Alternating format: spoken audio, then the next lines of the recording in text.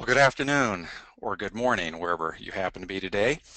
Welcome to New Leadership Skills for Account Managers, presented by the 4As and Ignition. I'm your host, Tim Williams from Ignition Consulting Group. Just before we get started with the webinar, let me just review some of the logistics. You'll be able to hear me, but I can't hear you. That's because the phones are muted on your end to help filter out background noise. You should see the title slide of the presentation on your screen, and if you get disconnected at any time during the webinar, just go back to the email invitation you received and you can click through again to join the session. Shortly following the webinar, you'll each receive a follow-up email that contains a link to a summary of today's presentation. Main body of the webinar will last about 45 minutes, followed by a brief period for a few questions. Questions can be asked by typing directly into the questions box on your screen. Many of you are probably familiar with this interface, and you can actually type in questions anytime you'd like, but we're going to wait until towards the end of the webinar to select a few of these questions for discussion. This is Samuel Pierpont Langley. He was a guy that at the turn of the last century was armed with every ingredient for success. He set out to be the first man to pilot an airplane. He was a senior officer at the Smithsonian Institution, a math professor who had worked at Harvard, and personal friends with the titans of industry like Andrew Carnegie. He was given a large grant from the U.S. government to fund his project, from which he was able to hire and pay a large team of professionals. Of course, we know who actually succeeded in this venture, and that was Wilbur and Orville Wright. They had no funding, no government grants, no high-level connections. No person on their team even had a college education. But they banded together in their humble bicycle shop in Dayton, Ohio, and made it happen. And their real fuel for their venture, of course, was their passion to fly. So as we begin today's webinar, I'd like to invite you to think carefully about the question of why you come to work each day. I mean, one obvious answer is to collect a paycheck, but of course you could do that as a realtor, attorney, or better yet, a hedge fund manager. Why did you choose this business? What fuels your passion? My guess is that it isn't the tedious logistics that are usually part of the account management job. Responding to client requests, managing timetables and budgets, that's necessary and important. But if you're doing your job well, you serve a much more important purpose for your company and for your clients. Actually, the question of why professional people work has been widely researched, and the answer is actually pretty clear. If you had to choose between these four choices, which would you select? Would you say you work for recognition, salary, achievement, or responsibility? Well, the answer in pretty much every study is that we work mostly for a sense of achievement, the feeling that when we go home at night, we have accomplished something important. So when we view our jobs as only taking care of client demands, that doesn't contribute very much to a sense of achievement. I actually have always advocated the idea that each of us in this business should have a personal manifesto, a declaration of why we're in the business and what we intend to achieve, your own personal rules of engagement, if you will. And actually, we're going to talk a lot about what's on this particular example of a personal manifesto during this webinar. Maybe you saw the news yesterday about a new production unit being formed by Publicis. And part of why our discipline account management needs a new set of leadership skills is because of this kind of thing that's happening on a global scale to our business.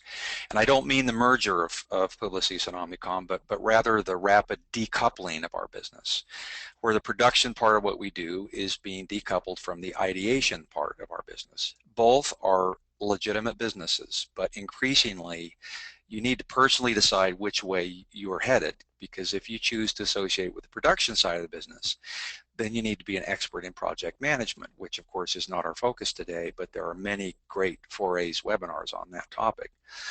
If you choose to align yourself with the ideation side, then you need to be a lot less focused on what clients want and more focused on what they actually need. You need better critical thinking skills. and you need to be much more focused on acting instead of reacting. One of my heroes in terms of thought leadership, Stephen Covey, he said, if you want to make incremental changes, work on practices. But if you want to make significant changes, work on paradigms. I love that way of thinking, because it's one thing to work on practices and basic skill sets. It's quite another to change our minds about what business we're in and what we really do and how we create value as account management professionals. So today, as you've seen in the numerous emails from the 4As about this webinar, we're going to specifically address not just practices, but paradigms that are important for account management professionals. And these three in particular. We're going to talk about why your primary job is outcomes, not activities.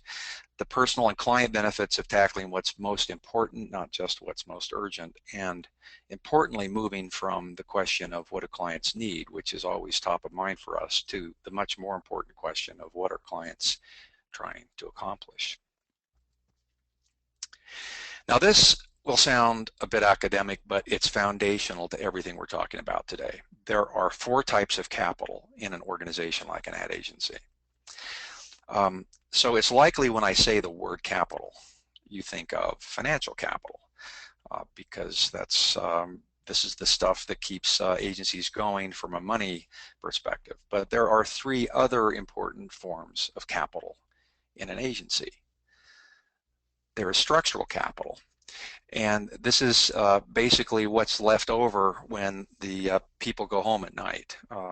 Everything that's left over in the agency is considered structural capital. Really important form of capital for you as account management professionals is social capital. Incredibly important. This is your network, your contacts, your Twitter followers, how many contacts you have on LinkedIn, the people you know, your contact database. Really incredibly valuable, and you get to take it with you everywhere you go. And we undervalue that, by the way. But there's another form of capital that you probably had in the back of your mind, intellectual capital. And if you think about what it really is most important of these 4 types of capital in a professional service organization, I would choose intellectual capital, because really this drives everything else. If we don't have strong intellectual capital, then we're not able to have a successful business, and the rest of these other forms don't matter nearly as much. And there's an important difference between knowledge work, which is intellectual capital, and manual work. And it's important that as an account management professional, we understand and value the difference. And let me explain what I mean here. This is maybe someone you might remember from school, or at least the name Frederick Taylor. He was a rock star back in the early 1900s. He wrote a book called Scientific Management that was hailed as the best book on business ever written, had global readership. He was personal friends with Henry Ford and Carnegie and Rockefeller and all those guys. And he was hired by Ford in particular to stand at the Ford assembly line with a stopwatch, literally with a stopwatch, and to observe how the work was done, and to come back and recommend to Ford how this work could be done more efficiently.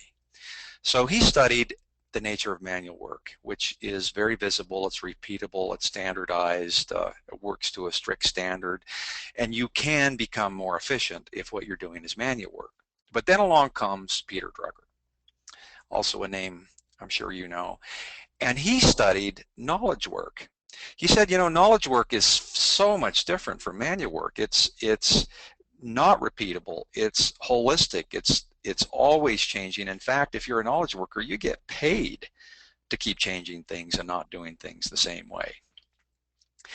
And it's really important for us to internalize that we are not manual workers, we are knowledge workers, and that the way we create value is through what's in our heads, what we can, what our thought process as much as our production process. And let me just give you a good illustration here, because most manual workers produce pretty much the same amount of value, but great knowledge workers produce substantially more value than good ones. Great, if you're great, it's way different than if you're just good. For example, you recognize the guy here on the right side of the screen. Here's his friend and still there at Apple, contributing great value, Jonathan Ives, who is the industrial designer, the genius behind all the look and feel of all of the Apple products, and also the architect of the new iOS 7, I understand. What do you think Jonathan Ives' value on a balance sheet is? Do you see how a great, or compared to just an industrial designer down the street, I mean, a great knowledge worker is exceptionally valuable. So let's talk about, as agency professionals and as account managers, let's start with defining what we really mean by being more productive. And I'll ask you a string, because you're under pressure, aren't you, every day from your clients, from agency management, to be more productive. So let me ask you a strange question. Was Einstein efficient? Do you care? Wrong question, right? We don't care if Einstein was efficient. Isn't that interesting? Because if Einstein had been a coal miner instead of a scientist, we probably would have cared if he was efficient. But as a knowledge worker, it strangely seems like the wrong question, doesn't it? How would we increase the efficiency of a string quartet playing Beethoven? Maybe ask him to speed it up, play it twice as fast, take out the cellist, make it a trio. You see how a ridiculous question it is? When you apply the efficiency question to knowledge work, it actually becomes kind of a non sequitur. Yet, in our business, back to the ad world, you've no doubt heard of the utilization rate, right? It's a concept closely related to the billable rate based on the proportion of time you bill to a client, really. So let's take a look here at Ken Starling. He's an account manager at an agency. He worked last year 2,000 hours, of which he billed 1,700. His utilization rate, therefore, 0.85. Now, his friend Julie, she also worked 2,000 hours, but she only billed 1,300 of her hours, and so a much lower utilization rate, 0.65. So now let me ask you, which is the most effective agency professional? You can't answer that question, can you? You don't really have the information to answer that question. And you see how most agency metrics are really all around the question of efficiency. They're not at all around the question of what clients really pay us for. And that's to be effective. It's kind of a ridiculous thing when you think about the clients might be paying us for our efficiency.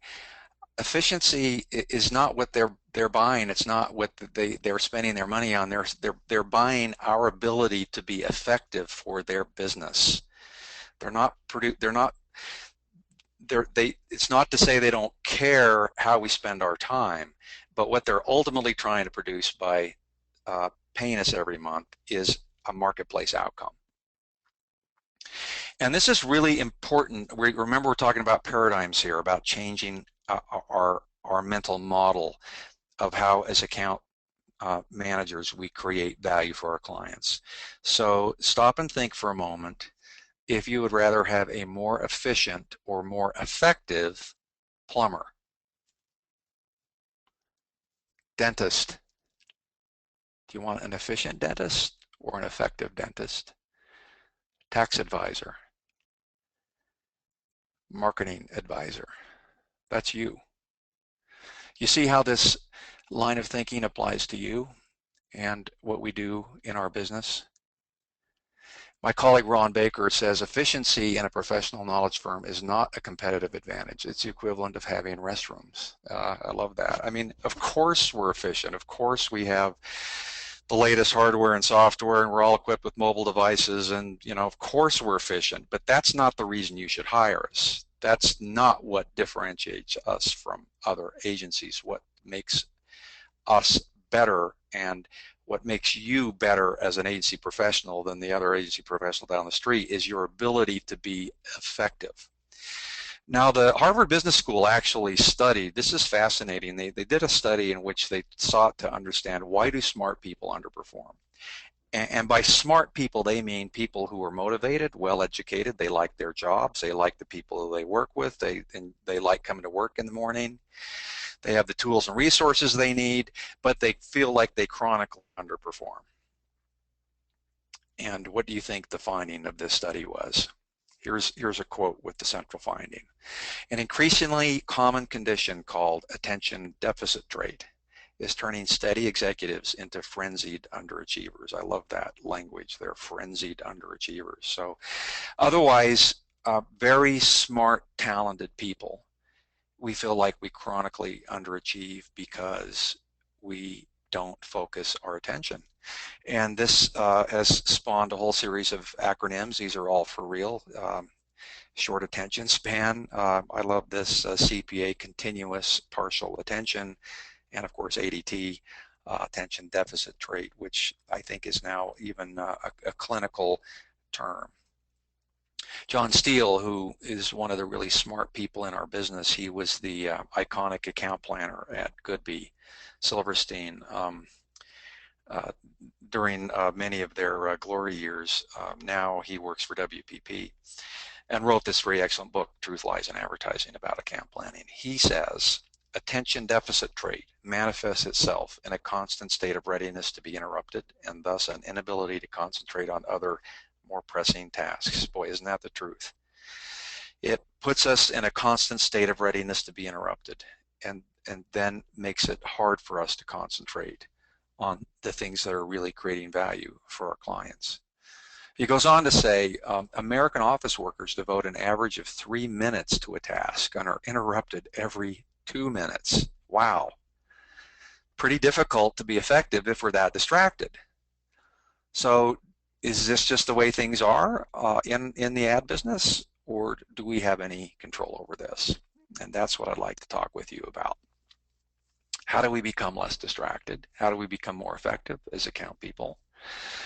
First on the list, by mastering the art of deciding what not to do. It's easy to decide what to do. That comes at us all day long. That shows up on your desk from your production department or project management or traffic if you still have it. But deciding what not to do, that's what separates the good from the great. You've no doubt seen the opening sequence of an episode of MASH. You know, the helicopter comes flying in with all the wounded from the front lines in Korea, and Hawkeye and his cohorts immediately begin to look at the wounded coming out of the helicopter, and they put them through a system called triage. You know this term, triage. In medicine, triage means making an upfront decision about the priority that should be assigned to a particular patient. So that means that patients are treated in the order of their seriousness, not the order of their arrival. Can you imagine what medicine would be like if doctors just treated people based on when you show up? But this should look kind of familiar, the prioritizing based on arrival, because that really is how a lot of things happen day to day in an ad agency, is because it shows up in our email queue, because someone walked in our office, because a client called, we then immediately move to that task without stopping to think nearly enough about, is this important? And stop and think for a minute how it makes you feel when you try to treat everything in your day with equal importance. I mean, it makes you feel very, very frustrated when we try to deal with things in the order of their arrival instead of their importance. And what's the biggest offender? I think we all know. That would be email. You'll like this. Constantly checking email and voicemail temporarily lowers your IQ more than smoking marijuana does. Interesting study quoted in Fast Company a few years ago. Many of you know Chris Brogan. Boy, talk about someone who is a hyper user of technology. tweets many times a day, has tens of thousands of followers in social media, so hardly a technophobe, right? But he really has very strong feelings about email. I like this. Email is a system that delivers other people's priorities to your attention. It's up to you to decide when that priority should be managed into your world. It's up to you. It's not the other way around. So let's do a little test. Looking down this list, what's the last thing you're likely to put on your to-do list for the day? The last thing that you're likely to put on your to-do list. So chances are many of you selected either develop a creative brief for a new campaign, or perhaps the last one, organize an ideation session for a new client. And why would we prioritize those as last?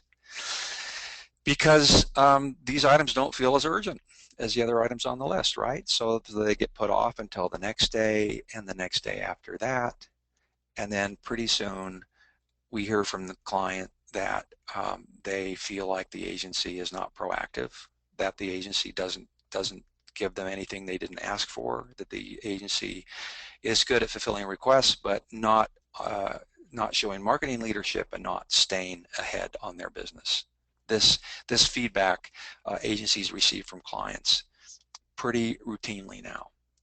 But what if we could use a different lens for how we make these kinds of decisions about what to prioritize?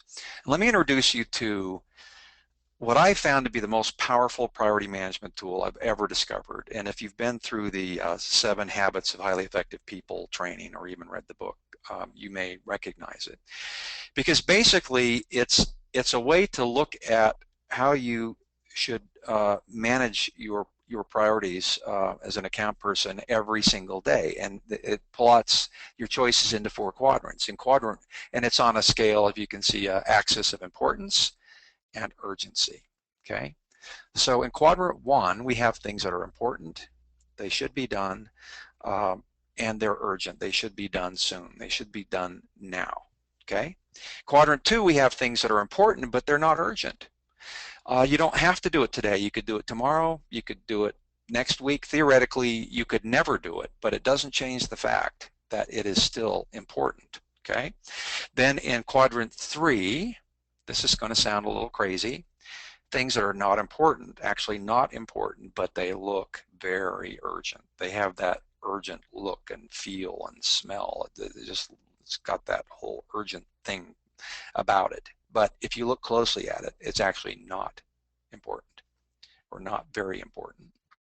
And then quadrant 4 are things that you feel like, well, yeah, I never spend any time in 4. That's not true. These are things that are not important and not urgent. So we shouldn't be doing them, and we certainly shouldn't be doing them now. We should do them some other time, not at work. So let's look at some examples of each of these. So thinking about a typical day for you as an advertising professional, account management professional, what would be some examples of quadrant 1 activities for you? Well, this would be, you've got a new assignment from a client, so you better brief the team. You've got a client meeting at 2 o'clock, so you got to prepare. You've got to get approval on a project that's got to ship 3 days from now. So these are things that are important and they're urgent, meaning it's got a hard deadline attached to it, and we've got to act on it now. All right, let's move to quadrant 4, where we think we probably don't spend much time, but this is where we're checking personal social networks and social phone calls, running personal errands, right? We know we shouldn't do this and this kind of stuff, and we try to minimize it. It's not a big problem, actually, and it's not the problem quadrant here. 4, we're pretty good about 4. Let's look at 2. What's in 2? These are things that are important, but they're not urgent. So developing a proactive idea, that's important. You don't have to do it today. Delegating and mentoring, very important. Professional development, improving your knowledge and your skills, those things are all very important, but they're not urgent. You could do it next week, you could put it off, and the problem is most of us do put it off, but it doesn't change the fact that it's still important. All right, save the best for last. Let's look at quadrant 3. What goes here? It's not important, but it looks really urgent. It has that urgent feel to it. And so I'm going to say not all email. Some email is quadrant 1, right? But the practice and the habit of constantly checking email, that's quadrant 3. The practice and the habit of constantly checking your social networks. And you'll like this, 80% of interruptions by others. That was studied by the University of California are actually, they're urgent in the sense that people, break into your day and interrupt you. They make it look urgent, but really it could have waited. So not important. So which do you think is the biggest time waster, the biggest time suck of all 4 of these quadrants in our day? If you answered 3, you would be right. A vast amount of time goes into things that feel urgent because they show up in our daily business life, but they're actually not important when you look at them in context of the other activities. Now, quadrant 1 we have to do. When you come in the morning, you have to do quadrant 1, and that's the first thing you should do. Everything that is important and truly important and truly urgent, you have to do that. But what's the quadrant here that if I said, if you want to be successful and effective as an account manager long-term in this business, if you want to be really effective as an account manager in this business, which quadrant would you choose? I think you would say 2. And we know that instinctively that we've got to spend more time there. And where do you think you're going to get the time? You're not going to get it from 1. 4 we're already pretty good about. You're going to get it out of quadrant 3. You're going to have to minimize quadrant 3 so you can maximize quadrant 2. This is very powerful stuff, and I for years had this pinned up next to my desk to remind me of all the daily decisions that come at you to think about what is truly important and what just masquerades as urgent. Covey, he says, anything less than a conscious commitment to the important is an unconscious commitment to the unimportant. In other words, we have to be deliberate and conscious about things that come to our attention during the course of a day, whether from a colleague or a client, both, because part of our job, an important part of our job, is to help our clients prioritize, because they think everything's urgent, don't they? I mean, no one knows better than you guys.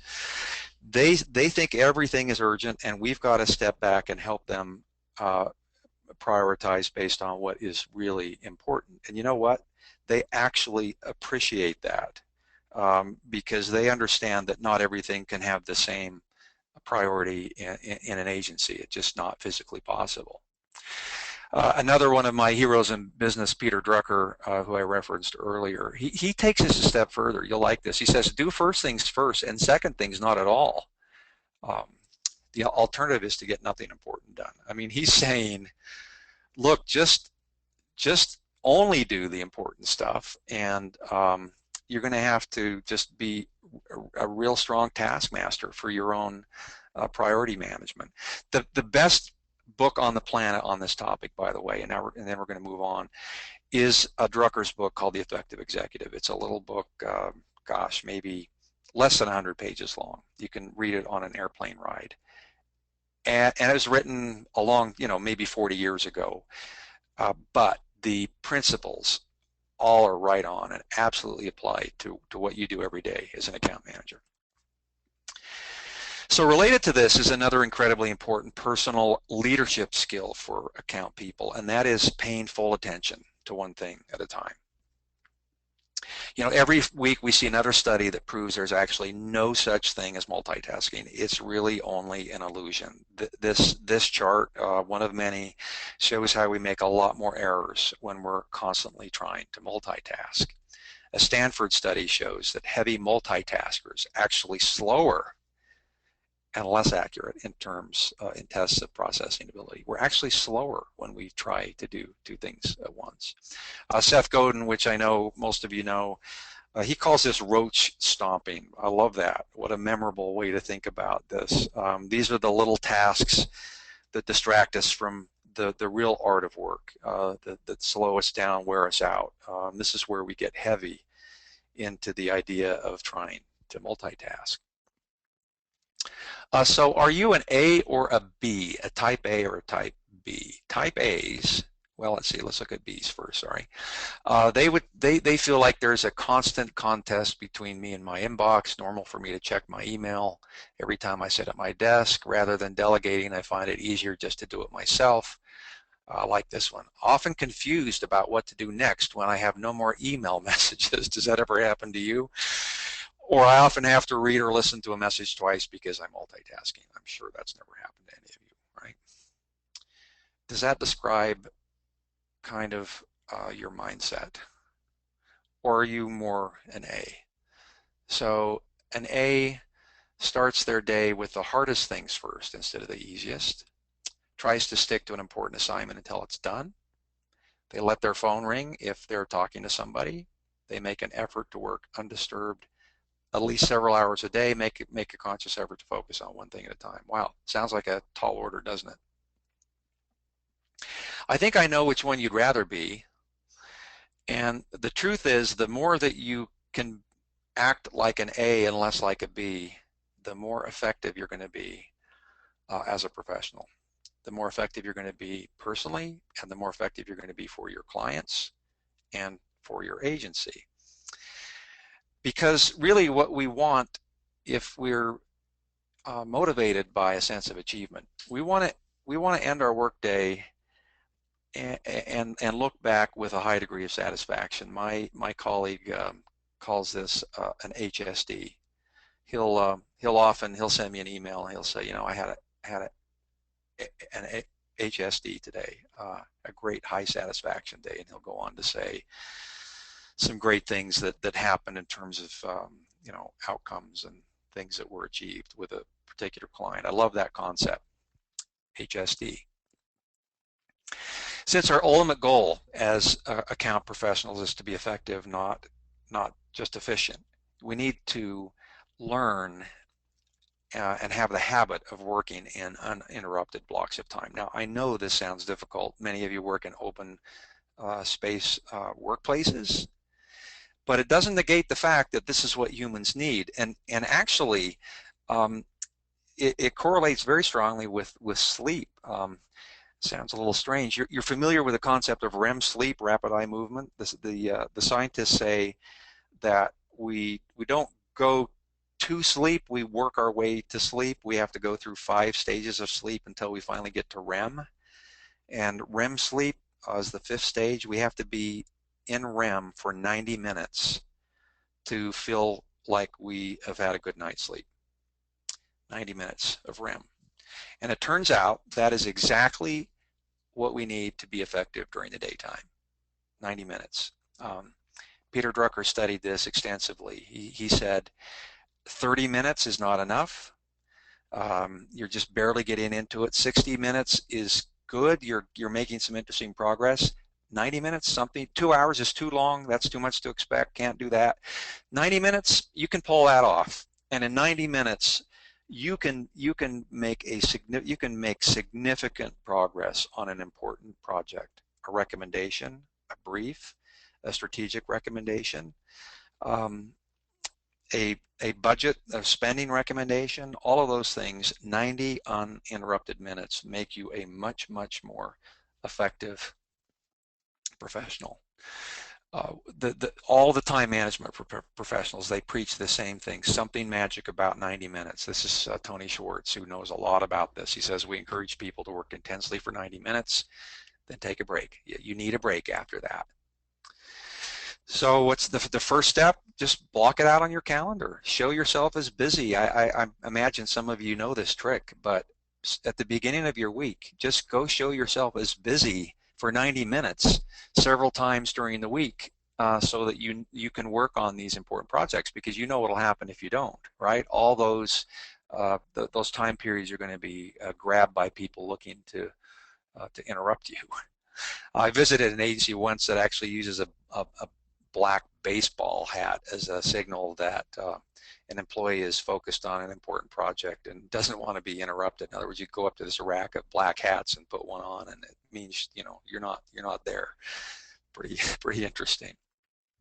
So think how you could use 90 uninterrupted minutes this week, because working this way greatly increases the odds of doing something important for your client and for your agency. Effective account managers need to lead the process at the front end to get better results at the back end. Let me show you what I mean. Here's a recent study that looks at the top 5 causes of friction in client-agency relationships. Point 1, lack of agreed upon set of metrics and analytics that define success and failure. 2, limited knowledge and comprehension of the client's business. 3, lack of value-added strategic thinking. 4, pricing and budgeting issues. And 5, integration of marketing plans and services. Notice what is, so those are all important. We're actually going to talk a little bit about some of these others, but notice what is first: lack of an agreed upon set of analytics and metrics that define success and failure. In other words, we haven't talked enough about what success looks like. And we haven't invested enough time on the front end. This study then looked at the top 5 techniques for improving client agency performance, at least as perceived by the client. And notice what's first on the list: ensuring teams are fully aligned and in sync with objectives and deliverables. Again, this idea of we need to do a better job up front, because if we're clear about that, if we have a clear set of objectives and defined outcomes, then we're going to end up doing much, much better work on the back end. Instead, what we often do, and what a lot of agency people are inclined to do, is short circuit the process up front. Well, let's just open the job, let's just get started, let's just you can brief us later, and that, you know what, that just doesn't work. I mean, all the process experts show it doesn't work. In fact, there's an interesting word for it. They call it thrashing. Now we have to thrash. We have to thrash our way through, you know, the complexities of an assignment. But the point here is, with these 2 charts, that professionals do their thrashing at the beginning of the project, and amateurs wait and do it at the end. Because you're going to end up thrashing one way or the other. Why not thrash up front, where you're at least working through the problems and the questions and providing the information and the insights early in the process, so that your colleagues can engage in more productive work as time goes on. You see how that works?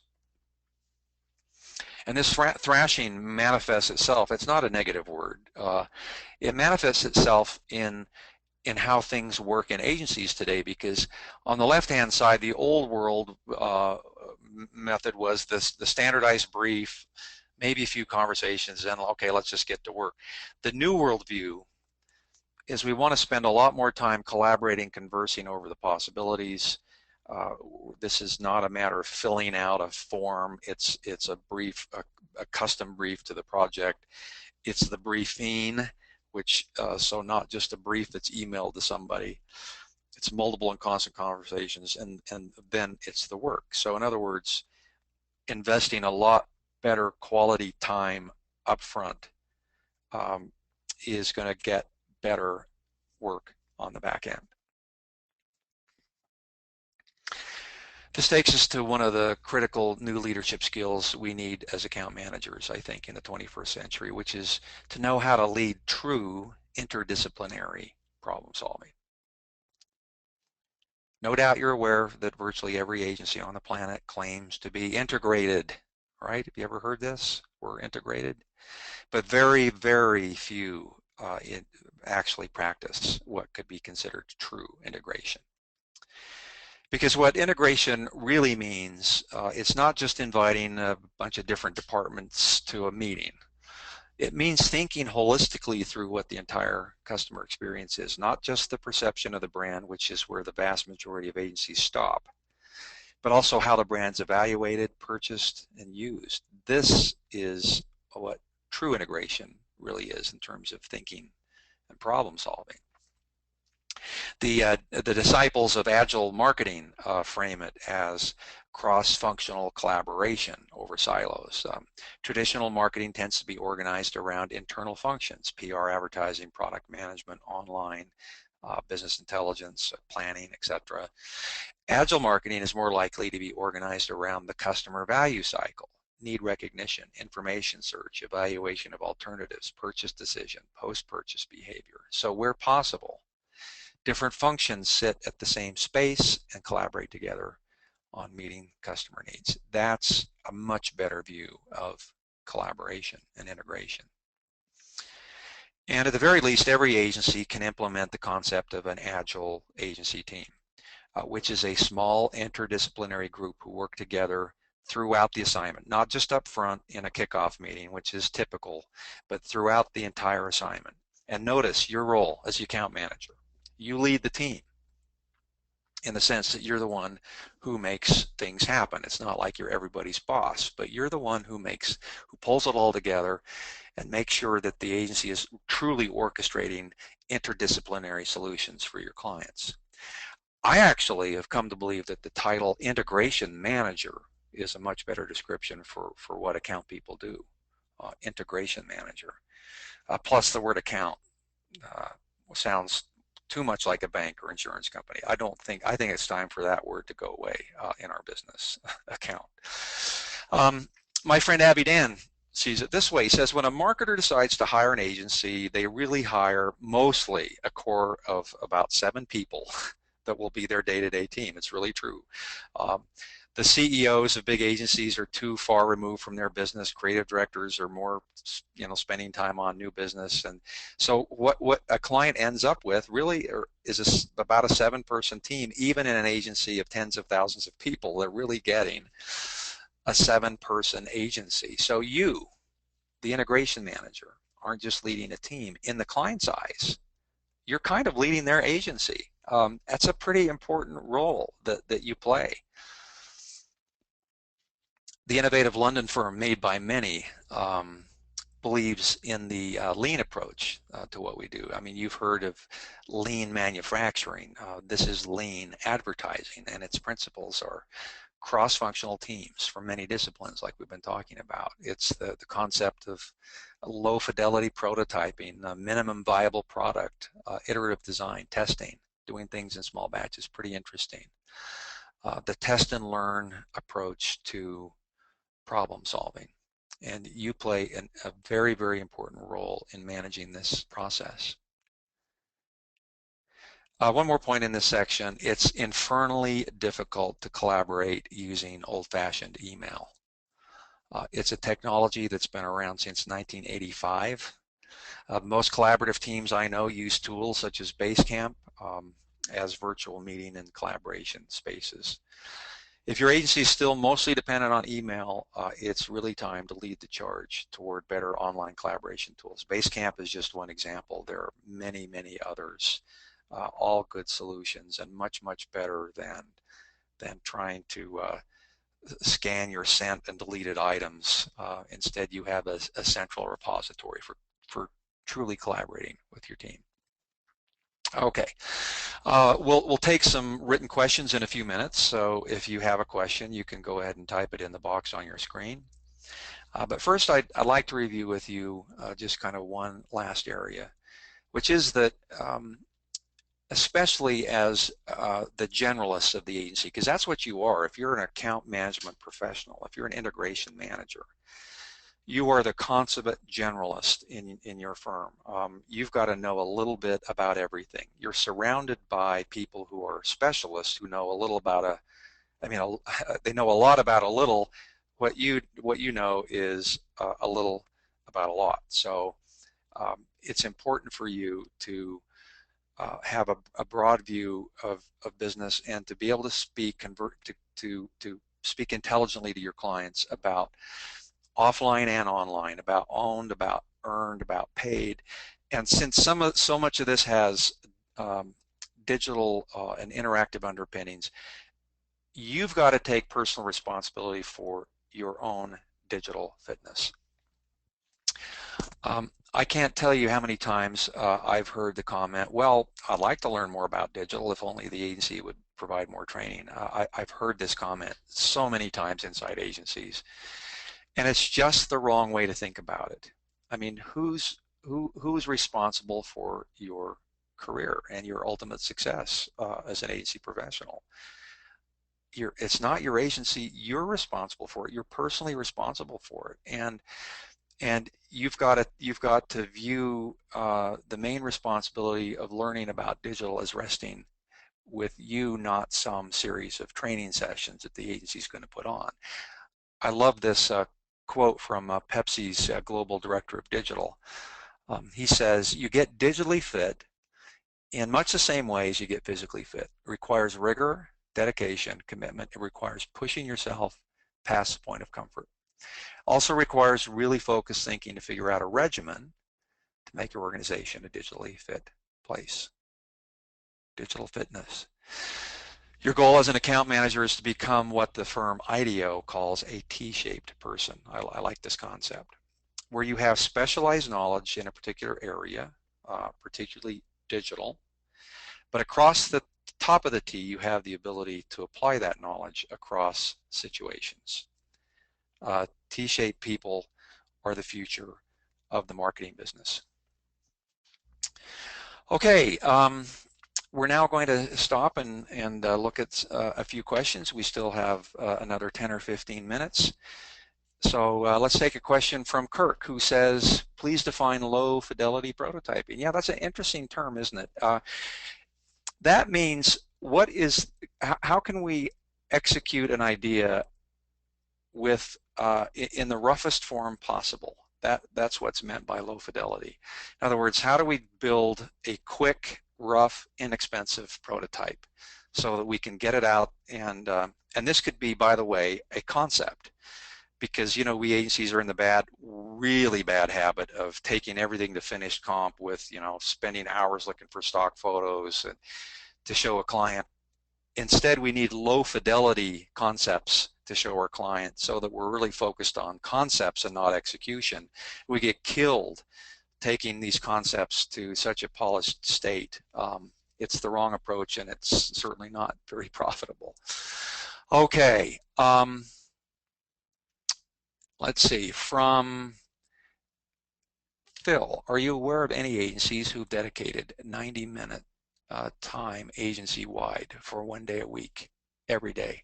I'm certainly aware of agencies that are trying to do so. I'm aware of agencies that have a no email Friday. I know agencies that try to say from 2 to 5 every day is personal work time, and we want to minimize interruptions. So there's a variety of techniques you can apply as an agency, but ultimately, honestly, I really believe it comes down to just your own personal discipline on this front. I've seen people put police tape across their office, saying, "Leave me alone, don't come in." So whatever it takes. And unfortunately, it often takes going to Starbucks, which is why a lot of work gets done off-site. There's an interesting video, by the way, by Jason Fried, the founder of 37 Signals, the Basecamp company, in which he talks about why more work doesn't get done at work because there are too many interruptions.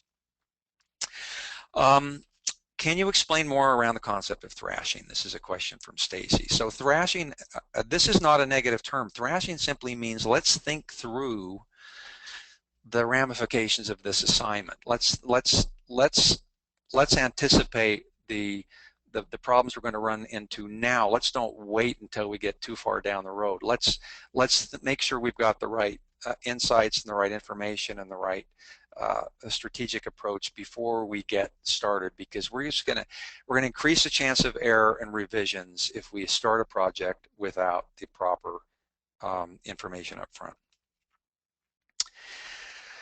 Okay, what are some, let's see, how are we supposed to, this is a pretty good question here from Bethany, how are we supposed to focus on effectiveness as opposed to efficiency when clients hold you to budgets and hourly rates? Well, some of you know I have pretty strong feelings about hourly rates and why that's an outmoded way for either clients or agencies to think about our business. But here's my first suggestion, is to change, first of all, change our minds and to change our language. If you look at how you, just your language that you use throughout the course of a day, you'll discover that most of what you talk about is oriented around efficiency. You're talking about how long something's going to take and how many hours it's going to take. And if you change your language, because the social psychologists say the precursor to behavior change is language change. If you change your language to effectiveness and away from efficiency, that's an interesting first start. And to keep reminding the client that what we're trying to achieve here is a good result. If we push this through too fast, if we pile it on top of other projects that have the same level of priority, we're not going to be able to deliver the effectiveness they want. And by the way, this now has moved up to the #1 criteria for why clients are searching for a new agency. #1 criterion is to improve effectiveness. That's per the ANA, Association of National Advertisers. So clients know they need their marketing programs to be more effective. It's harder to be effective now, so they're not going to be bothered for you to remind them that.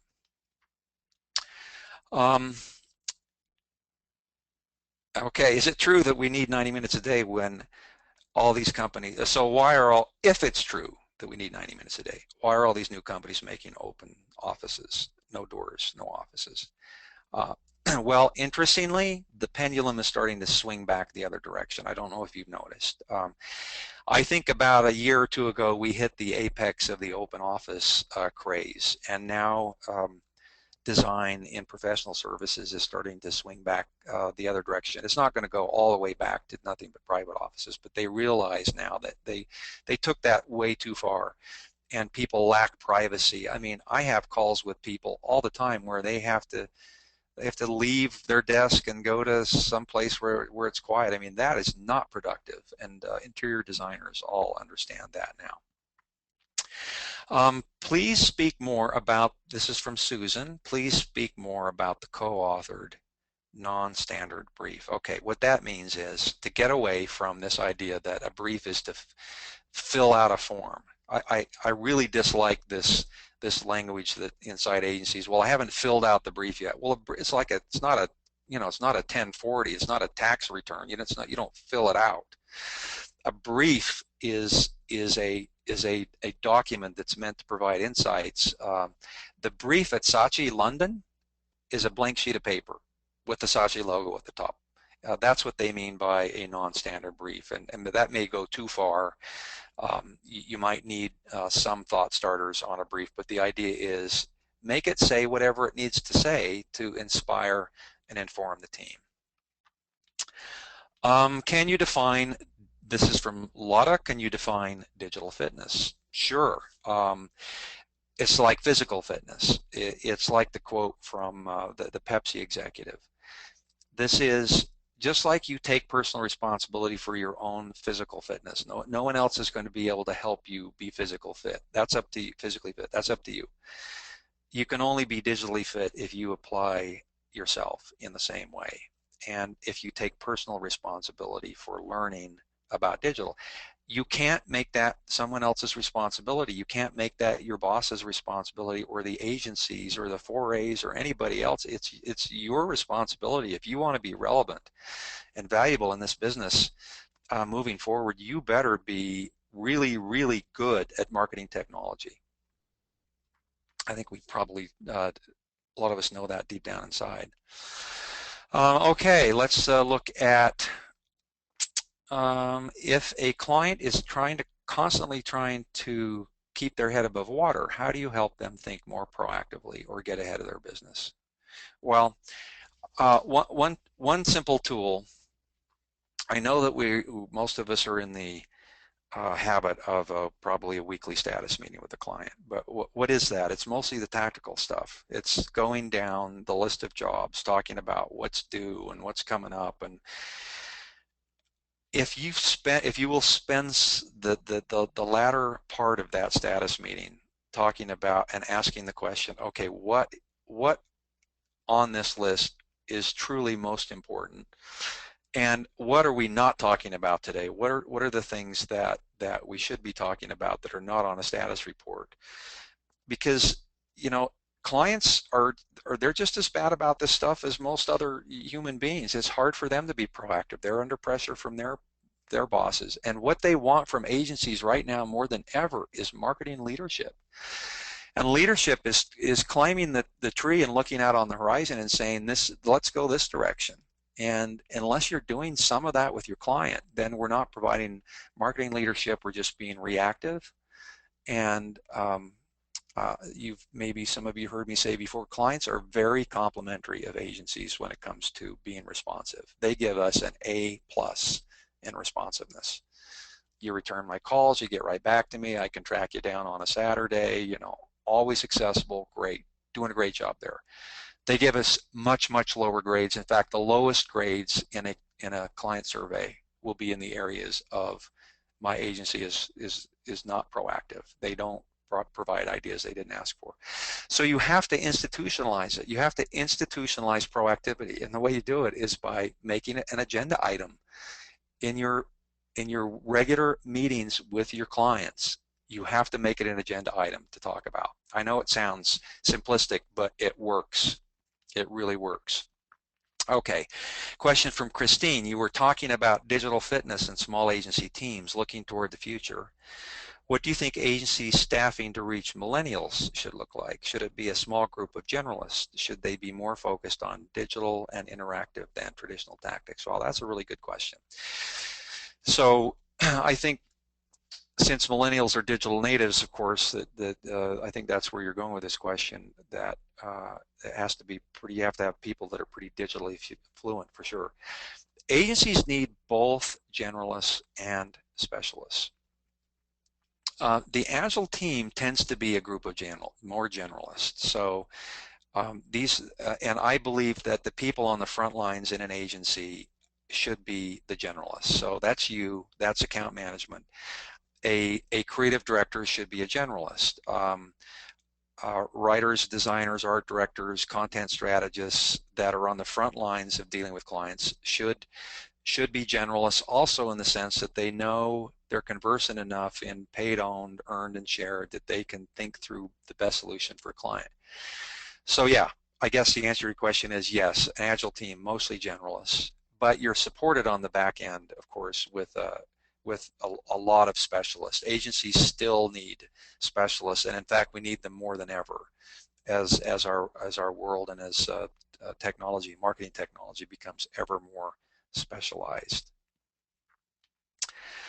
What is the first, from Frank, what is the first step to getting digitally fit? A couple of resources or starting points would help. Well, good question.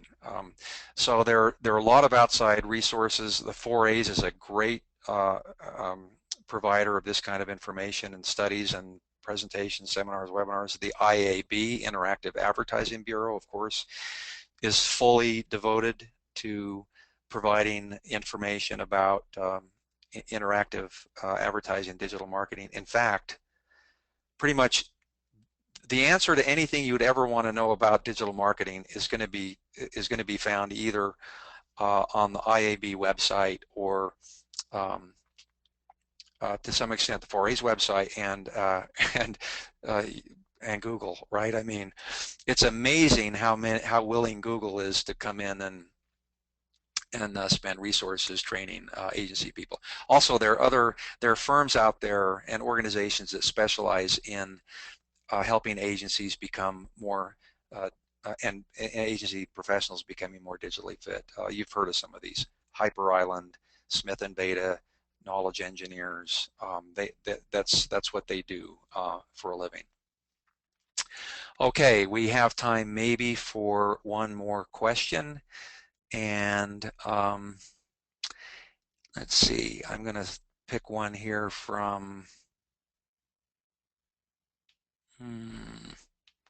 Some of these we've already talked about. All right, tough one. Last one, Charles. When dealing with procurement folks, what's the best way to emphasize value when they're constantly trying to push down costs? Big topic, subject of an entire webinar that I've done also for the 4As. But believe it or not, because I have presented to rooms full of Fortune 500 procurement people on multiple occasions.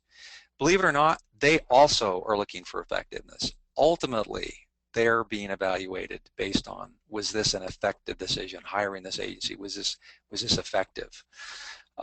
It's much easier to negotiate the ideation, concept development part of what we do than it is the production, execution, implementation part of what we do. I refer to this as magic and logic. So easier to negotiate value on magic than it is logic, but there are some interesting white papers that you could look at on that topic, which is a great segue to finishing up here. I love this quote, which I just want to read. It's from Minolta as an ad, a print ad, but I love the sentiment. It says, "Are you waiting for someone to lead and inspire you, for the boss to recognize you, for clients to thank you, for coworkers to help you, for the world to hail you? Well, here's a news flash. They're all just sitting there too, waiting for you." So I really appreciate you joining me today, and let me just point out that there's more information and resources on this topic and others at ignitiongroup.com. And this will conclude today's webinar. Thanks very much again for joining us.